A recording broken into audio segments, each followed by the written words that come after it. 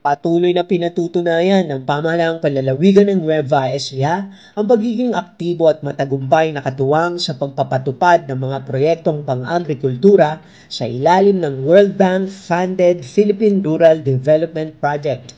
Sa ginanap na 19th World Bank Implementation Support Mission, kinilala ang Nueva Ecija bilang isa sa mga pinakamahusay na lalawigan sa pagpapatupad ng PRDP sa rehiyon. Ayon sa Regional Project Coordination Office 3, 50% ang kabuang sub-projects accomplishment sa buong Region 3 ay mula Nueva Ecija. Patunay ng dedikasyon ng pamahalaang panlalawigan sa pag-angat ng agrikultura.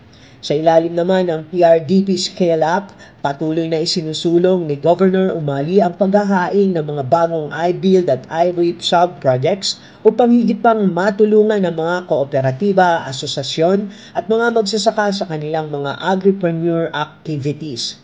Mainit na sinalubong ni Vice Governor Hill Lemon Umali ang mga opisyal mula sa World Bank, Department of Agriculture Central Office, PRDP National Project Coordination Office, Project Support Office at Regional Project Coordination Office, kasama rin ang mga onion growers mula sa mga bayan ng Lupao, Rizal, Muñoz, Science City at San Jose City.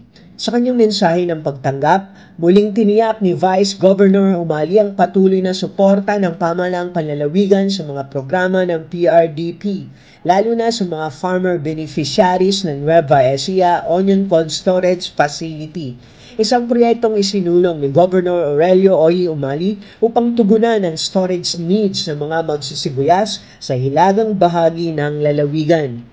Isa-isang sinagot ni Vice Governor Umali, Provincial Administrator Attorney Joma San Pedro at mga technical staff ng Nueva Ecija Provincial Project Management and Implementation Unit ang mga katanungan ng mga bisita hinggil sa implementasyon ng proyekto, mga hamon at mga susunod pang hakbang upang lalo pang mapalakas ang kabuhayan ng mga magsasaka, maitaas ang kalidad ng kanilang ani, mapalawak ang market access, at mapatatag ang kabuang agricultural value chain sa lalawigan.